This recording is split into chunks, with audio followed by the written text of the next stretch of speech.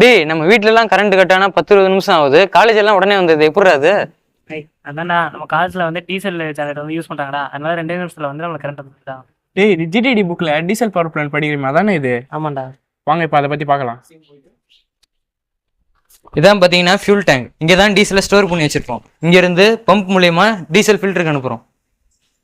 Diesel பம்புக்கு வருது.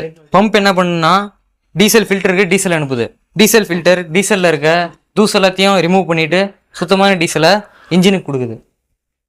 இது வந்து ஏர் இன்டேக் சிஸ்டம். இன்ஜின்ல டீசல் எரியறதுக்கு காத்து தேவைப்படுது. இதுல ஒரு ஏர் ஃபில்டர் இருக்கு. இது வர காற்றை சுத்தம் பண்ணி இன்ஜினுக்கு சுத்தமான காற்றை அனுப்புது. இப்போ வந்து பார்த்தீங்கன்னா எக்ஸாஸ்ட் வந்து பார்க்க போகிறோம். இன்ஜினில் ஏரியா டீசலை வந்து புகையை வந்து வெளியேறதுக்காக வந்து நம்ம எக்ஸாஸ்ட்டை வந்து பயன்படுத்துகிறோம். எக்ஸாஸ்ட்டில் வந்து நம்ம சைலன்ஸ் வந்து யூஸ் பண்ணுறோம். சைலன்ஸ் வந்து எதுக்கு யூஸ் பண்ணுறோம்னா நாய்ஸ் ரெடியூஷனுக்காக நம்ம யூஸ் பண்ணுறோம். இதுதான் கூலிங் சிஸ்டம்.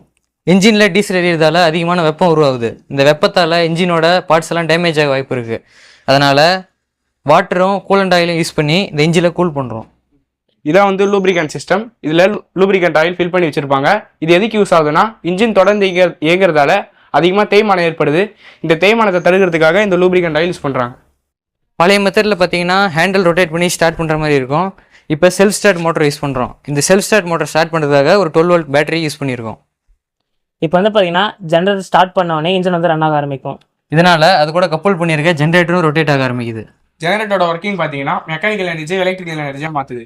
இதோட அவுட்புட் வந்து பார்த்தீங்கன்னா 63 kV. இப்போ வந்து நம்ம இன்ஜினை ஸ்டார்ட் பண்ண போகிறோம். இங்கே ஒரு செல்ஃப் ஸ்டார்ட் கீ இருக்குது. நம்ம ஆன் பண்ணி பார்க்கலாம். ஜென்ரேட்டர் ஆன் பண்ணே நம்ம கிளாஸ் ரூமுக்குலாம் பவர் வந்துருமாடா? இல்லடா, ஜெனரேட்டர்ல இருந்து ஈபி ரூமுக்கு வந்து பவர் வரும்டா. அது வந்து சேஞ்ச் ஓவர் பண்ணனே நம்ம கிளாஸுக்கு வந்து பவர் வந்துரும்டா. இப்போ நம்ம இபி லைன் ஆஃப் பண்ணிட்டு டிஜி இன்கம் ஆன் பண்ணோம்னா கிளாஸ் ரூமுக்குலாம் பவர் சப்ளை கிடைச்சிடும். இன்னைக்கு டீசல் ஜென்ரேட்டரோட ஒர்க்கிங்கும் கண்ட்ரோலை பற்றி தெரிஞ்சுக்கிட்டோம். தேங்க்யூ.